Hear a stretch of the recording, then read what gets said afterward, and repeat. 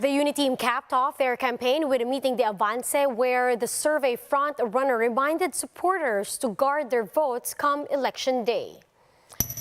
The Lenny-Kiko tandem closed the campaign season amid a sea of pink where they reminded supporters that they hold the power to vote for good governance tomorrow. But for the MILF and MNLF, the country's next best leaders do not come from the same party.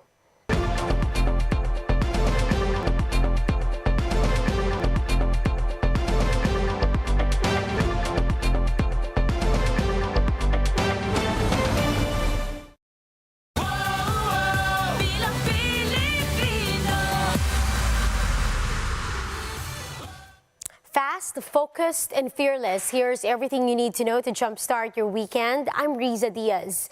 Now, as the 90-day campaign season draws to a close, Bongbong Marcos and his running mate Davao City Mayor Sara Duterte held their third and final meeting de Avance in Parañaque City. Now, according to organizers, around 1 million loyalists attended the event. Celebrities also performed for the crowd, including Pops Fernandez, AGs, Willie Revillame, and of course, Tony Gonzaga and Andrew E.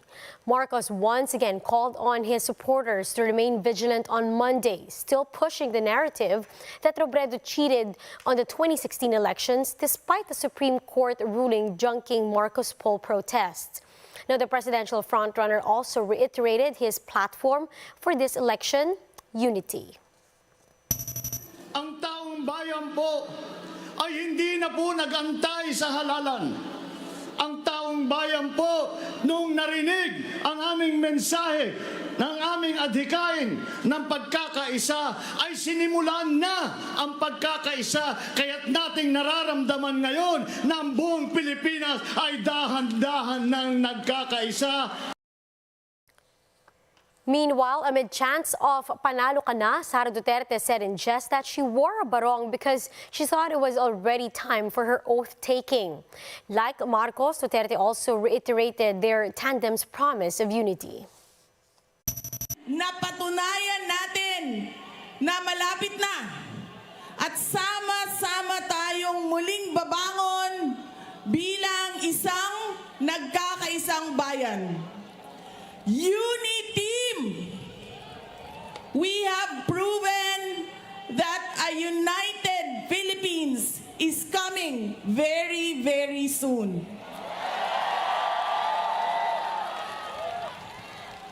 Sama-sama, nagkakaisa, nakikipaglaban, bumabangon para sa inyong lahat. Meanwhile, a sea of pink dominated Ayala Avenue in Makati as the tandem of Vice President Leni Robredo and Kiko Pangilinan hold their meeting de Avance. Thousands of kakampink flocked to the event at 10:30 p.m. Authorities and organizers estimated the crowd at around 950,000. Now, this is the highest ever crowd estimate for kakampink rallies in the campaign season. Several celebrity supporters also attended the event, including Ann Curtis, Catriona Gray, Vice Ganda, Gary V, and many more. The main event started at around 5 p.m. and ended over 5 hours later. Now, speaking to the crowd, Robredo reminded the people of the do's and don'ts of voting and appealed to her supporters that for every Leni Robredo shaded in their ballots, there must also be a shaded Kiko Pangilinan. Robredo also said that the people have the power to change the government and that this is something that can't be stolen from them. Sa katotohanan, ang kapangyarihan hindi kailanman maaagaw mula sa kamay ng taong bayan. At sakali mang may magtangkang agawin ito, pumapalag tayo. May lakas na nagigising sa atin at nagtututok ng sarili sa dakilang layunin. Meanwhile, Robredo's running mate, Senator Kiko Pangilinan, quipped that for the presidential race, the last man standing is a woman, while for the vice presidential race, the last man standing is a farmer. He also reminisced of his days as a student leader during martial law, saying that ever since he was in college, he had always fought for the right of the people, especially those who do not have the means to defend themselves. Aktivista ako noon, nung panahon na naghahari-harian ang tatay. Noon pa man, nilabanan na natin ang pang-aabuso sa pwesto, ang kasinungalingan, ang pagnanakaw ng pondo ng gobyerno, ang paglabag sa karapatang pantao. Masakit ang walang makain, pero mas masakit ang mawalan ng pag-asa sa buhay. The MILF and MNLF have released a joint statement expressing their support for Vice President Leni Robredo and Davao City Mayor Sara Duterte, or the so-called Rosa Tandem. According to the groups, they have chosen to support both Robredo and Duterte as they are after platforms and not personalities. They added that their decision to support Rosa is consistent with their commitment to comply with the Bangsamoro Organic Law. We'll be back with more stories after the break. Keep it here on One News.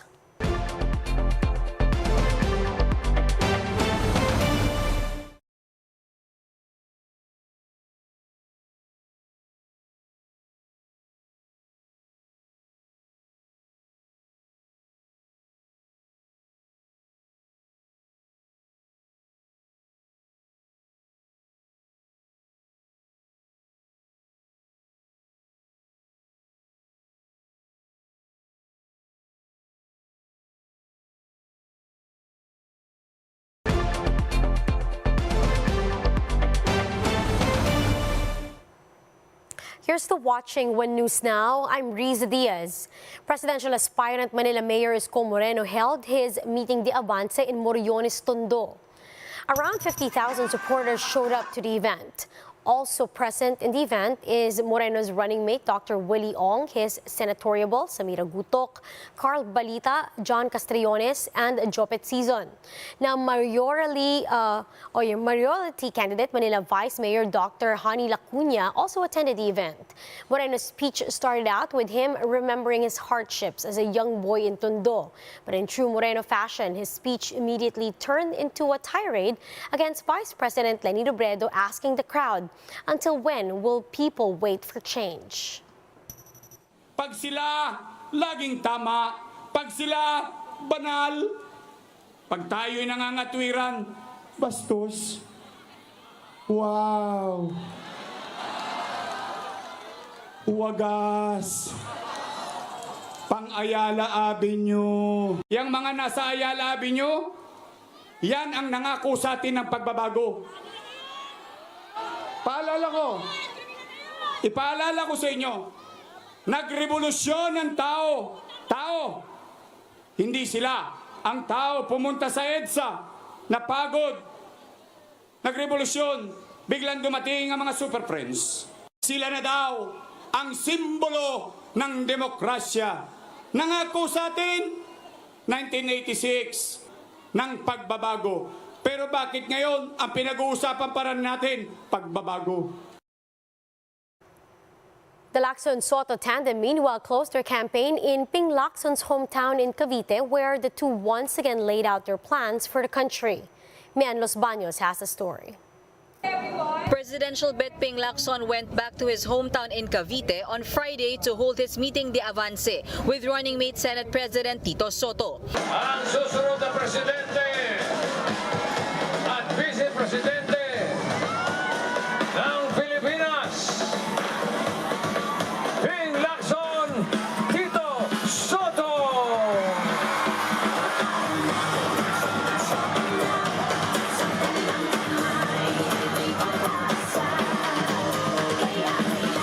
Cavite is the second most vote-rich province in the country with more than 2 million registered voters.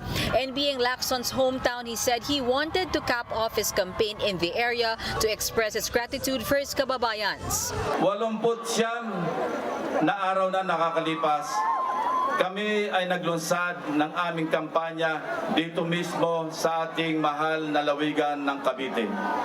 At dito rin po kami magtatapos ng aming kampanya. Napakarami na naming pinuntahang lugar, Luzon, Visayas, Mindanao. Ngunit babalik at babalik po ako sa ating lalawigan, Cavite. Hindi ko po kayo nakalimutan. Lacson also thanked his running mate for not leaving him in the race despite other groups wanting to adopt him as their vice presidential bet. Napakaraming temptasyon. Alam nyo, maraming kumakausap sa kanya. Iwanan mo na si Ping. Gusto ka namin kunin. Gusto ka namin ampunin. Sabi niya, hindi. Hindi ko iwanan si Ping Lacson dahil nagsimula kaming lumahok sa laban na ito at matatapos kaming dalawa na magkasama. Maraming salamat, partner, sa iyong pagkakaibigan. Sotto meanwhile laid out his plans should he win as the vice president of the country. Ayaw na po namin yung old style, luma.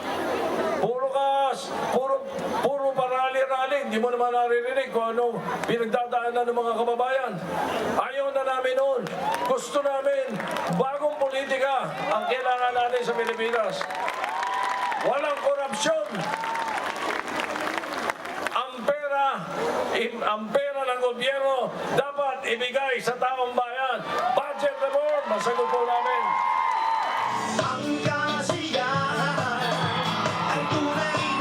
The tandem's meeting the avance was also graced by several personalities including Wally and Jose, Shara Soto, Pauline Luna, Alan Kay, and Kakay Bautista.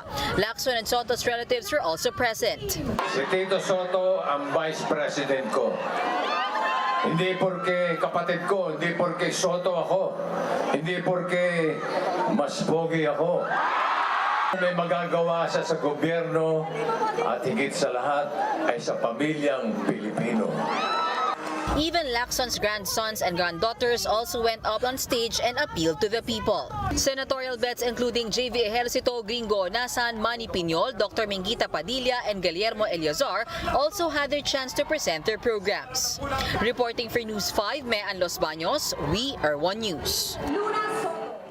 Stay up to date with the biggest election happenings with One News 43-hour continuing coverage. Let's watch this.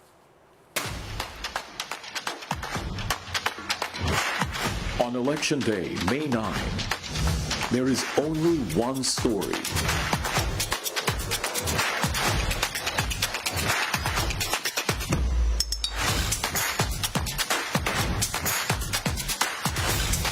Who's winning and where? One coverage will give you the fastest count, break down the votes, take you to the battleground provinces, and dive in with the best analyses from pundits on both sides of the political divide. The best seats on the elections this May 9 are on One News. All sides, all the time. Watch us. And those are the top stories of the hour. Join us later again at 9 in the morning as we continue to monitor the day's biggest stories. You can also catch One News on Signal Play app. Register for a free account now, www.signalplay.com, and stream One News live anytime, anywhere. I'm Riza Diaz. Mask on, wash hands, and stay safe, Philippines. We are One News.